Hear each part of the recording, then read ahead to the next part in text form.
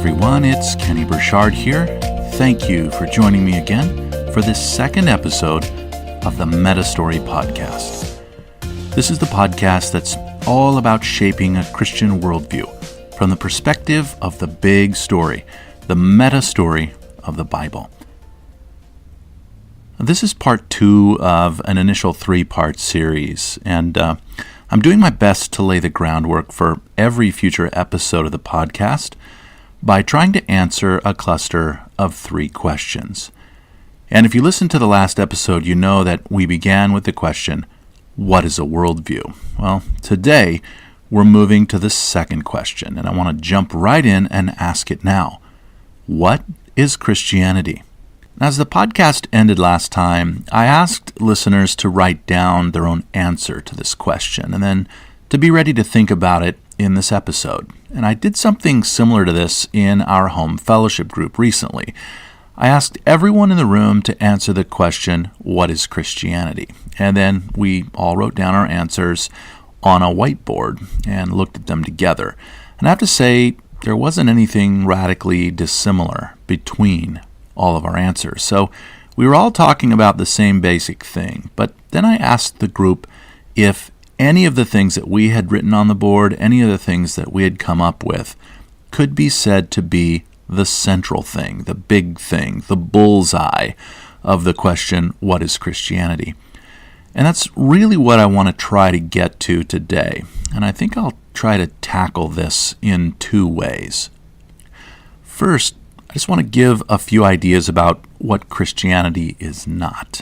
And then second, just let me walk through some of the key components of Christianity in order to arrive at the answer that I'm proposing, the answer I'm embracing and promoting and unpacking in every future episode and in all of the material on the MetaStory podcast. But first, what Christianity is not. To begin with, some people think of Christianity basically as a religious system. It was started by Jesus, and it was further developed by his early followers, and then expanded beyond that by the people who inherited what they passed on. And so a religious system is basically a belief in a god, or in gods as the case may be, and then is organized into a system of beliefs and ceremonies and rules, and all of these things have to be carried out in order to worship properly. And as we'll see going forward, those ideas don't quite get to the heart of Christianity. Even though they're not foreign concepts to Christians, they're really not the bullseye.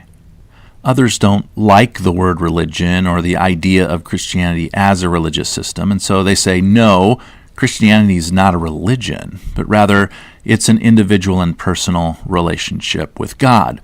Now, this group of people has bumper stickers, and they say, it's not a religion, it's a relationship. Now, I understand that, believe me, but as we'll see going forward, it's best not to see Christianity as primarily a personal and individualized relationship with God. It's not just about my personal relationship with God. A whole other group sees Christianity primarily through the lens of a moral code. These are morals based on the Old and New Testaments, and perhaps the legalistic and moralistic practices of their church and how they interpret those moral codes in the Bible. And if someone's not a Christian, perhaps they're just looking at the moral pronouncements and the related practices of Christians around them in the public eye, and they make the conclusion based on what they hear and see that Christianity must be just basically a moral code. Well, in either case, for many people, the idea of a moral code of conduct is really what Christianity is all about. Another group sees the focus of Christianity primarily as a plan of salvation. Let me explain this a little bit. A plan of salvation is something that tells people how to get to heaven and how to stay out of hell after death. So it's primarily focused on the afterlife, as it's called. Now, to illustrate this, let me share an example from the other day as my wife and I were driving together, and we were listening to a song from a Christian music group that we have a nostalgic affinity for. We've been listening to this group since before we were married. And this group has a song called Heaven, and that song came on in the rotation of songs. And one of the lines in the song caught my attention, so much so that I paused the song and repeated the line to my wife and said, "Did you hear that? Do you understand the implications of that?" And the line from the song Heaven goes like this: "There are instructions that we must follow to a T in order to reach there, and there is where we want to be." And then the song launches into this longer description of what heaven will be like. And the big idea in that song and in the plan of salvation understanding of Christianity is that it's all about getting into heaven and staying out of hell. And the way that you get there is you follow the instructions to a T. And for many people, this is what Christianity is all about. Now, a whole other group sees Christianity as a set of rituals and practices that primarily take place in church buildings during church services. And this is actually very common in North American society, where traditionally we've talked about freedom of religion. But interestingly, over the years, the language of freedom of religion has metamorphosized and been modified, largely by politicians. And they've changed the phrase freedom of religion to freedom to worship as you see fit. And they may say in their speech, "Thankfully, we all have the freedom as Americans to worship as we see fit." Now, whereas religion traditionally had broader connotations that could be seen in multiple spheres of life, relegating Christianity to worship tends to focus on what people do behind the closed doors of their church buildings on Sundays. And so because of that, people will say, well, you keep your Christianity to yourself and you practice it in your church building, but don't bring it out here. And so when you hear language like that, you've just found someone who thinks that Christianity is really just about religious ceremonies, and those ceremonies are to be conducted in church buildings on Sunday mornings. There are a lot of other ideas that might be floating around, but those are the big ones, the common ones. And I'll just say, they're all misconceptions in one way or another about exactly what Christianity is. So let me turn now for the rest of this episode to deal with the second part of the discussion. I mentioned in the introduction that I wanted to do two things. And the second is that I want to discuss some of the key components of Christianity in order to see what Christianity really is. Now, let me suggest at least 5 key components of Christianity. And if you listen to the first podcast, you're going to get exactly where I'm going here. The first component of Christianity that I want to discuss here is the component of knowledge. Christians hold that all knowledge ultimately originates with God, and God discloses what can be known in at least 3 ways. First, through the human capacity, the God-given capacity of humans to observe and understand the created cosmos, and that's basically science. God has given people the capacity to observe the world around them and to make conclusions about what they observe. But secondly, God has made knowledge possible, or made it possible for us to know certain things through supernatural self-disclosure, beyond what science can show us. This would be special revelation from God to people, and Christians believe that the resultant scriptures, the recorded God-given insights, are another way that God has revealed what may be known to us. But third, Christians believe that it is through the incarnation of God Himself, the coming into the world of God in the person of Jesus Christ, the incarnation, that God has made known to us His purposes, His intentions, His will for us and for the world. Secondly, though, Christians embrace the idea of origins and have much to say about it. That's the second component of Christianity. Both the visible cosmos and the unseen dimensions of the Spirit, Christians believe, are the purposeful, intentional, and personal creation of God. And God, therefore, is the rightful owner and the king over everything that he has made. Third, Christians have much to say about the conditions of the world.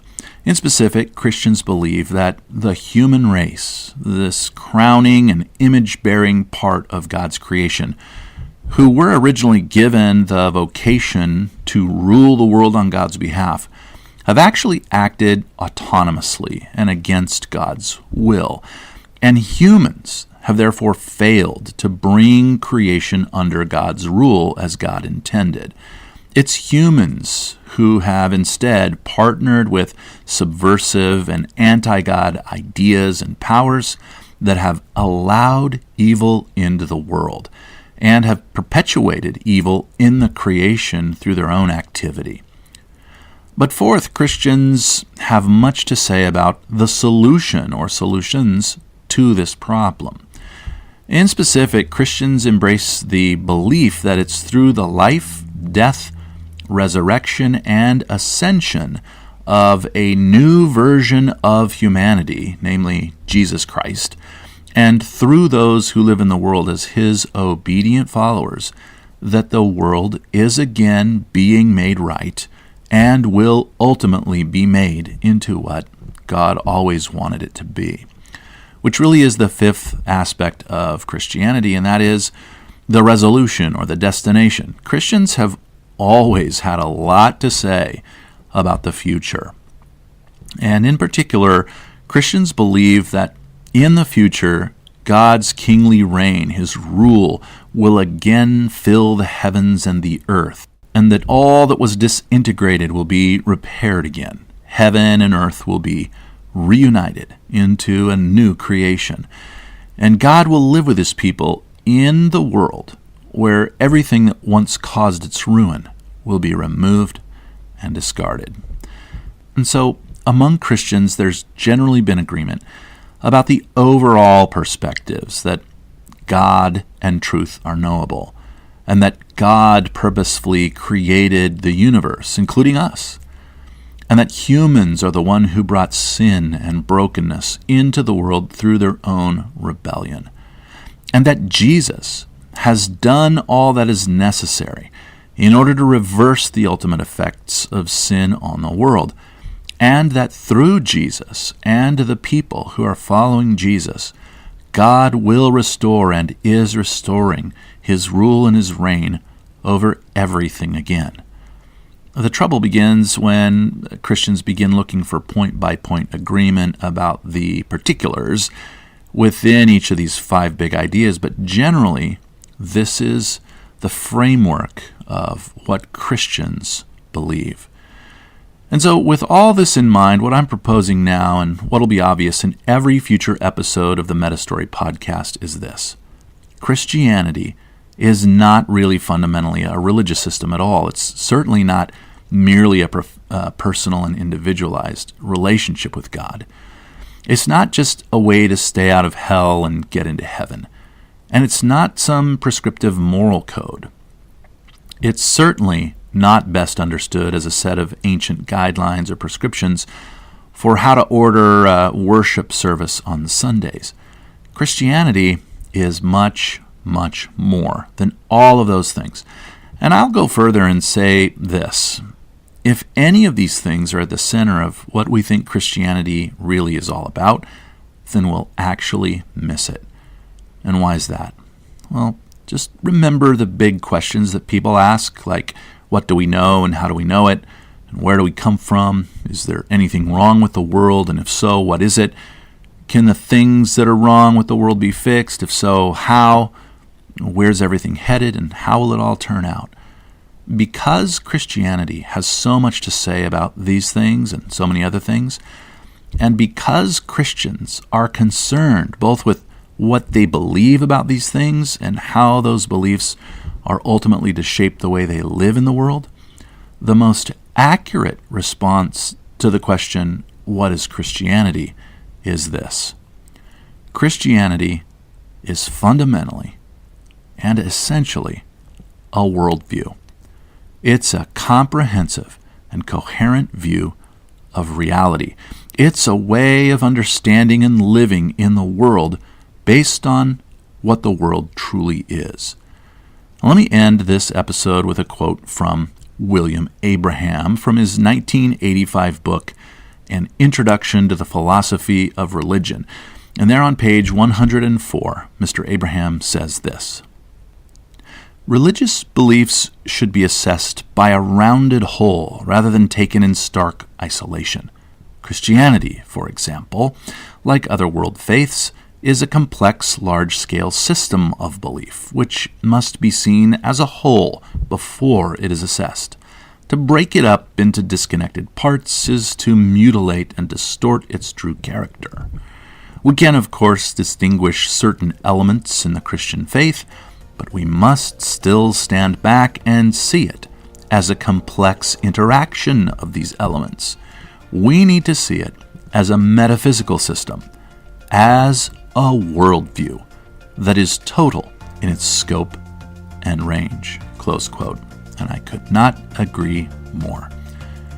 Of course, we'll have much more to say about this in the future, but this is where we have to stop today.